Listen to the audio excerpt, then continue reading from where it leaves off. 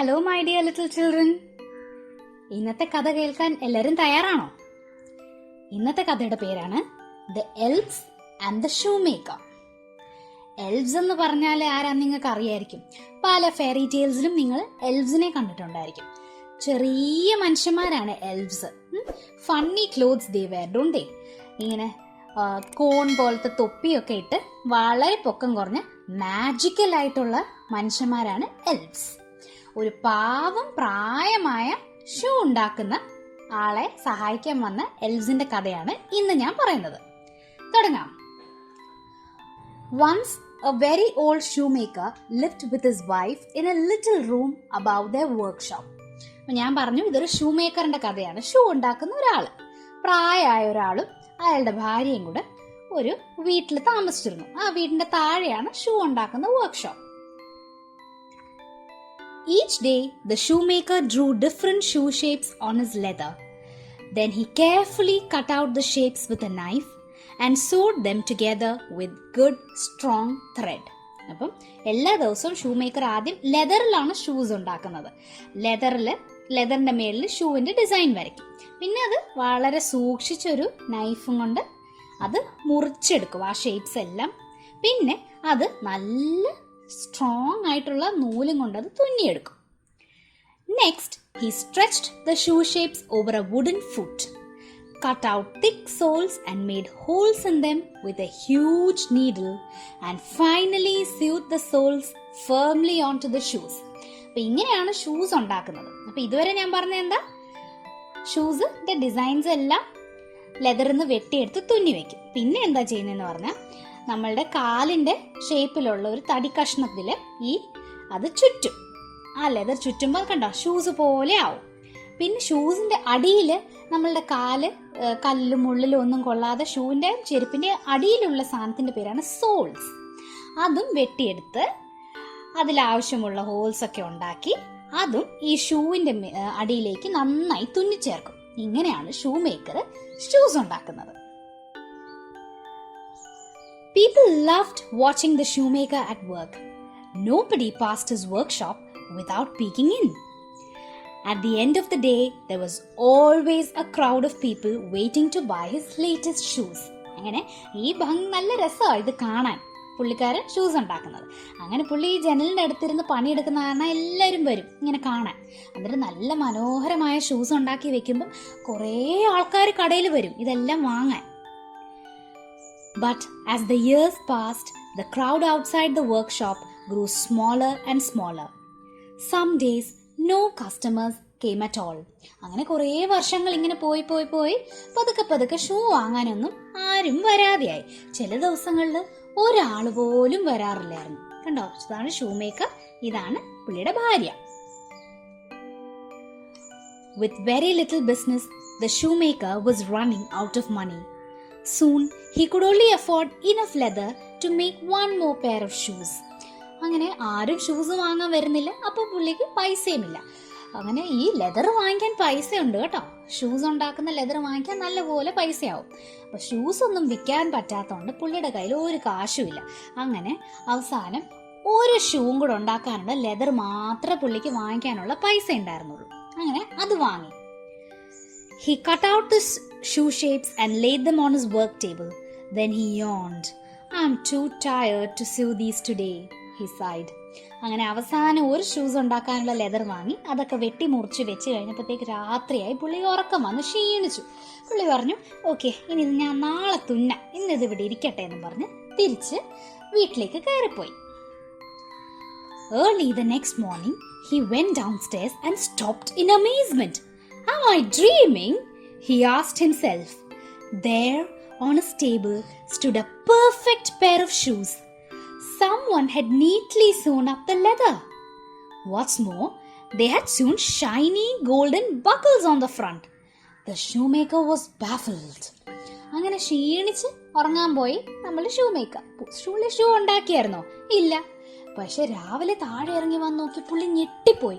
അവിടെ ഭയങ്കര വലിയൊരു സർപ്രൈസ്. എന്താണ്? ആരോ വളരെ ഭംഗിയുള്ള ഷൂസ് ആ ലെതറും കൊണ്ട് തുന്നി അവിടെ മേശപ്പുറത്ത് വെച്ചേക്കുന്നു. പിന്നെ അതിൻ്റെ കൂടെ എക്സ്ട്രാ കണ്ടോ, 2 ഗോൾഡൻ ബക്കിൾസും കൂടെ വെച്ചിട്ടുണ്ട്. ആരാ ഇതെല്ലാം ചെയ്തത്? പുള്ളി ശരിക്കും ഞെട്ടിപ്പോയി. കണ്ടോ, എന്റെ ഭാര്യയ്ക്ക് മനസ്സിലാവുന്നില്ല ഇത് ആരാ ചെയ്തതെന്ന്. He placed the shoes in his window. Before long, a gentleman came in. "These shoes are divine," he cried.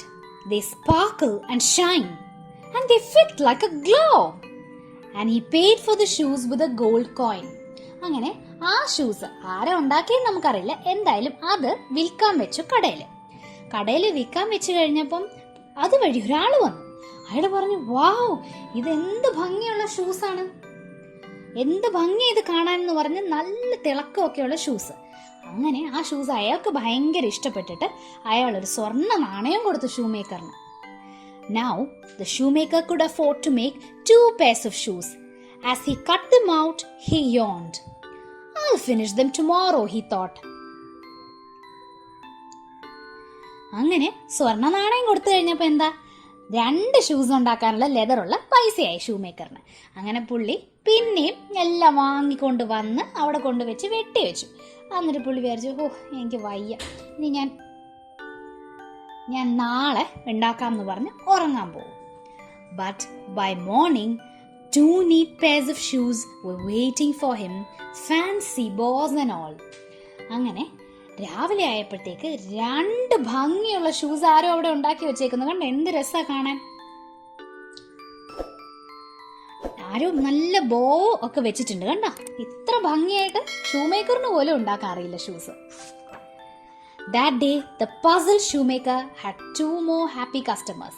അങ്ങനെ കണ്ട 2 സ്ത്രീകൾ വന്ന് ഭയങ്കര രസമുള്ള ഷൂസ് ആയിട്ട് അവരത് വാങ്ങിയിട്ട് പോകും. Now he had enough money to buy leather for 4 pairs of shoes. After cutting out the leather, the shoemaker went to bed. അങ്ങനെ ആ പൈസയും കൊണ്ട് പിന്നെയും 4 ഷൂസ് ഉണ്ടാക്കാനുള്ള ലെതർ പുള്ളി വാങ്ങി. അതും വെട്ടിവെച്ച് പുള്ളി ഉറങ്ങാൻ പോകും. The next morning, he couldn't believe his luck.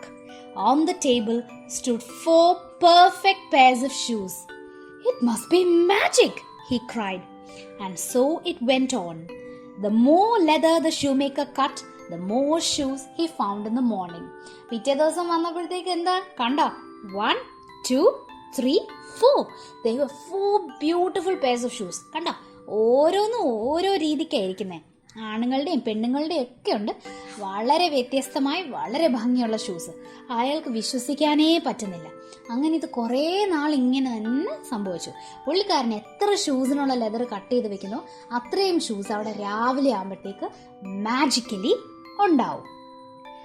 Within weeks, business was booming. The shoemaker was a happy man. He had lots of money and little to do, but he still didn't know where the shoes were coming from. അങ്ങനെ ഞാൻ പറഞ്ഞു, ആരും വരുന്നുണ്ടായിരുന്നില്ല shoes വാങ്ങിക്കാൻ. ഇപ്പം പുതിയ അടിപൊളി ഷൂസും designs ഒക്കെ വരാൻ തുടങ്ങിയപ്പോൾ പഴയതുപോലെ ആൾക്കാർ കണ്ട ക്യൂ നിൽക്കുകയാണ്, ലൈൻ നിന്ന് വാങ്ങാൻ വരികയാണ്. അങ്ങനെ അയാളുടെ കയ്യിൽ കുറേ പൈസയുമായി. പുള്ളിക്കാരൻ അധികം കഷ്ടപ്പെടുകയൊന്നും വേണ്ടി വന്നില്ല. കാരണം എന്താ, എന്നും രാത്രിയിൽ ആരോ മാജിക് ആയിട്ടല്ലേ ഷൂസ് കൊണ്ടുവന്ന് വെക്കുന്നത്. പക്ഷെ ഇതുവരെ പുള്ളിക്ക് മനസ്സിലായില്ല ആരാണോ എവിടുന്നാണോ ഈ ഷൂസ് വരുന്നത്. അങ്ങനെ ഇവർ രണ്ടുപേരും എന്തായാലും അന്ന് കണ്ടുപിടിക്കാൻ തീരുമാനിക്കും. "Who do you think is making our shoes?" whispered the shoemaker. "I don't know," said his wife, "but let's find out." That night, instead of going to bed, they hid behind some coats hanging in a corner of the workshop. അങ്ങനെ അവർ കണ്ടുപിടിക്കാൻ തീരുമാനിച്ചു എന്ന് ഞാൻ പറഞ്ഞില്ലേ. അപ്പം അന്ന് രാത്രി ഉറങ്ങാൻ പോയില്ല അവരെന്താ ചെയ്തെന്ന് പറഞ്ഞാൽ, ആ ഷൂ ഉണ്ടാക്കുന്ന റൂമിൻ്റെ സൈഡിൽ കുറേ കോട്ട്സ് ഒക്കെ തൂക്കിയിട്ടിട്ടുണ്ടായിരുന്നു. അതിൻ്റെ പിന്നിൽ ഇവർ രണ്ടുപേരും രാത്രിയിൽ ഒളിച്ചിരിക്കും. അപ്പം എന്ത് സംഭവിക്കുന്നേ? Everything was quiet until midnight when 2 little elves rushed in wearing nothing but rags. They sat down at the table and quickly began to sew. അങ്ങനെ എന്താ പറ്റിയത്? ഇവർ വെയിറ്റ് ചെയ്തിരുന്നപ്പോൾ രാത്രിയായപ്പോഴത്തേക്ക് 2 എൽവ്സ് വന്നു. അവർ പക്ഷെ നല്ല തുണിയൊന്നും അല്ല ഇട്ടേക്കുന്നത്. കണ്ടോ, കീറി പറഞ്ഞ് മുഷിഞ്ഞ തുണികളാണ് അവരിട്ടേക്കുന്നത്. എന്നിട്ട് അവർ രണ്ടുപേരും കൂടെ വന്നിരുന്ന് വേഗം ഷൂസ് തുന്നാൻ തുടങ്ങി. They sewed so fast the shoemaker could hardly see their tiny nimble fingers. "What fantastic red boots, even if I do say so myself," said one, admiring his own handiwork. "They are fit for a queen. or a very tall elf, said the other. അങ്ങനെ ഇവർ ഒളിഞ്ഞിരുന്ന് നോക്കുമ്പോൾ ഈ രണ്ടുപേരും കൂടെ കണ്ട നല്ല ഭംഗിയുള്ള shoes ഉണ്ടാക്കുകയാണ്. 2 റെഡ് ബൂട്ട്സ് ഉണ്ടാക്കുക. അപ്പോൾ അതിൽ ഒരാൾ പറയും, ഓ ഞാൻ തന്നെ ഉണ്ടാക്കിയതാ, പക്ഷെ എന്ത് രസമല്ലേ കാണാനെന്ന് അവൻ തന്നെ പറയും. Hurry up or we'll be spotted, said the first elf. I'm almost done, the second replied. Then they polished the boots until they shone and left them on the workshop table. They disappeared through the door and raced up the street. അപ്പോൾ ഇവർ രണ്ടുപേരും കൂടെ പറഞ്ഞു, വേഗം ആവട്ടെ, ഇല്ല നമ്മളെ ആരെങ്കിലും കാണും എന്ന് പറഞ്ഞ് അവർ വേഗം ഷൂസൊക്കെ തുന്നി അതിന് പോളിഷൊക്കെ ചെയ്ത് കതകിനകത്തൂടെ ഇറങ്ങി ഒറ്റ ഓട്ടം. The shoemaker and his wife looked at each other astonished. I think I'm going crazy, whispered the shoemaker. Were those really elves? His wife nodded. How can we ever repay their kindness, she wondered. Perhaps I could give them one of my best cabbage and custard crumbles. Or we could make them some new clothes, said the shoemaker. What a splendid idea, she replied, and they set to work. The shoemaker made 2 pairs of tiny boots and his wife spent all day sewing little suits. ഇവർ രണ്ടുപേരും കൂടെ ആലോചിച്ചു, എങ്ങനെയാണ് നമ്മൾ ഇവർക്ക് നന്ദി പറയുക, എങ്ങനെ ഇത്രയും സഹായിക്കുകയല്ലേ നമ്മളിവർ. അപ്പോൾ ഇവർ വിചാരിക്കും ഞാൻ കുറച്ച് നല്ല ഫുഡൊക്കെ ഉണ്ടാക്കി കൊടുക്കാമെന്ന് ഷൂമേക്കറിൻ്റെ ഭാര്യ പറയും. പിന്നെ ഇവർ വിചാരിക്കും അത് വേണ്ട, അവരെല്ലാം കീറി പറഞ്ഞ ഡ്രസ്സല്ലേ ഇടുന്നേ, നമുക്ക് അവർക്ക് നല്ല ഷൂസും ഡ്രസ്സും തുന്നി കൊടുക്കാമെന്ന് പറഞ്ഞ് അന്ന് രാത്രി മൊത്തം അവരിരുന്ന് എന്ത് ചെയ്യും? ഷൂമേക്കറിന്റെ ഭാര്യ അവർക്ക് 2 കുട്ടി കുപ്പായങ്ങളും ഷൂമേക്കർ എൽസിന് 2 കുട്ടി ബൂട്ട്സും ഉണ്ടാക്കും. That night, instead of leaving leather on the table, the shoemaker left 2 piles of clothes. Then he and his wife hid behind the coats again and waited for the elves. The elves were delighted with their new outfits. They scrambled into them and danced and skipped all around the room. അങ്ങനെ ആ രാത്രിയിൽ അവിടെ leather വെക്കുന്നതിന് പകരം ഇവർ ഈ 2 ഡ്രസ്സും ബൂട്ട്സും വെക്കും. ആ രാത്രിയിൽ എൽസ് വന്ന് നോക്കുമ്പോൾ അവർക്ക് ഭയങ്കര സന്തോഷമാവും. കണ്ടോ, അവർ രണ്ടുപേരും അത് ഇട്ട് നോക്കും, ഷൂസൊക്കെ ഇട്ട് നോക്കും. അവർക്ക് ഒരിക്കലും ഇത്രയും നല്ല ഡ്രസ്സും ഷൂസും ഒന്നുമില്ല. അങ്ങനെ അവർക്ക് ഭയങ്കര സന്തോഷമാവും. How handsome we look, they cried. We are far too grand to work now. Come on, said the first elf. Let's show our friends how fine we look. The elves skipped merrily out of the door. The shoemaker and his wife happily watched them dance up the street. അവർ രണ്ടുപേരും കൂടെ അതിട്ട് അവിടെ ഒരു കണ്ണാടിയിലൊക്കെ നോക്കി, എന്ത് സ്റ്റൈലായില്ലേ നമ്മളെ കാണാൻ, വാ നമുക്ക് നമ്മളുടെ ഫ്രണ്ട്സിനെ കാണിക്കാമെന്ന് പറഞ്ഞ് അവരവിടുന്ന് സ്ഥലം വിടും. The shoemaker might have lost his magic helpers, but now he had plenty of customers and wonderful ideas for shoes. And as for the elves, they never sewed another shoe. അപ്പം ഈ കഥയുടെ അവസാനം എന്താ സംഭവിക്കുന്നതെന്ന് പറഞ്ഞാൽ, ഈ പുതിയ ഡ്രസ്സും പുതിയ ഷൂസൊക്കെ കിട്ടിക്കഴിഞ്ഞ് പിന്നെ എൽസ് ഒരിക്കലും തിരിച്ചു വന്നില്ല. അതെന്താണെന്ന് നമുക്കറിയില്ല. ഒരു പക്ഷേ അവരെ കണ്ടു എന്ന് അവർക്ക് മനസ്സിലായതുകൊണ്ടായിരിക്കാം. എന്തായാലും അതിനുശേഷം അവരൊരിക്കലും തിരിച്ചു വന്നില്ല. പിന്നെ അവർ ഒരു ഷൂ പോലും തുന്നിയുമില്ല. പക്ഷെ അതേ സമയത്ത് നമ്മളുടെ ഷൂമേക്കറും ഭാര്യയും സന്തോഷമായിട്ട് തന്നെ ജീവിച്ചു. കാരണം അവർക്ക് ഒരുപാട് പഴയ കസ്റ്റമേഴ്സ്, പഴയ ആൾക്കാർ പിന്നെയും ഷൂ മേടിക്കാൻ ഇഷ്ടംപോലെ ആൾക്കാർ വരുന്നുണ്ടായിരുന്നു. പിന്നെ എൽഫ്സ് കുറെ അടിപൊളി ഷൂ ഡിസൈൻസ് ഒക്കെ കാണിച്ചു കൊടുത്തതുകൊണ്ട് പുള്ളി പുതിയ രീതിയിലൊക്കെ ഷൂസ് ഉണ്ടാക്കാൻ തുടങ്ങി. അങ്ങനെ അവർ രണ്ടുപേരും സന്തോഷമായിട്ട് ജീവിച്ചു. Did you like the story? If you liked it, please hit the like button and leave a comment for me. Thank you.